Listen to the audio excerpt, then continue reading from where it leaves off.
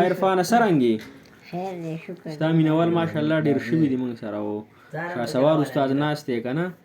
نو ده دا غټ غټ برید پرېښودي ماشاءالله او غټ غټ اختې پرېښودي ښکلی نوجوان دی نو دا ده چې کوم برید پرېښودي نو دې ته ته په کومه سترګه ګورې یاره بس دا خو د شریعت خلاف دی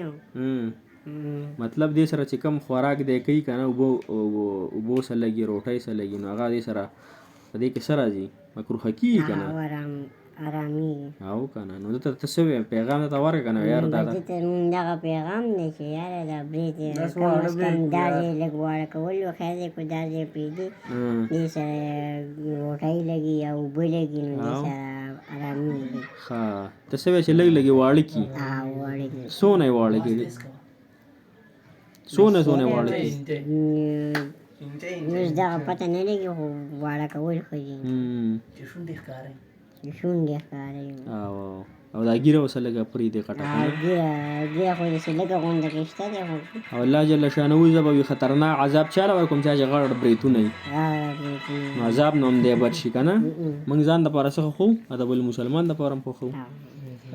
ستا دا ګیره سوچه ده ماشاءالله د ګیره باره کې خو څه ووایه که نه چې دا خلک ګیرې نه پرېږدي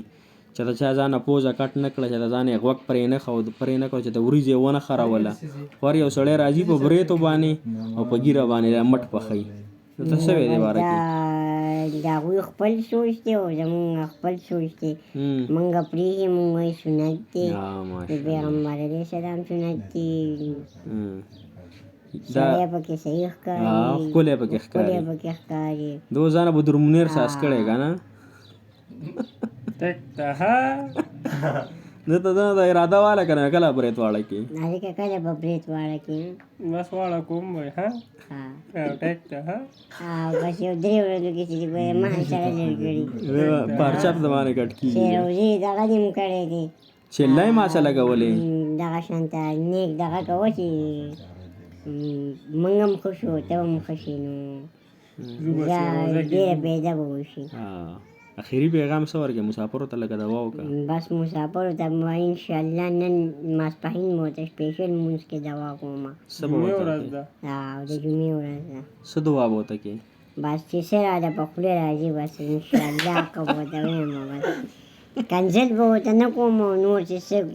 صحیح خبره مې په خولې راځي بس هغه به ورته وایم ماشاءالله الله دې تا قبول کړي جزاک الله بس دا خلک تا ډېر خوښوي ستا دا ښکلې ښکلې خبرې او ښکلې مزیداره ګیره داسې امداد وکړه چې واده ولې وکړو نه واده اوس نه کوم واده به ډېر لیټ کړو ماته اراده دې ورته شته انشاءالله اراده خو مې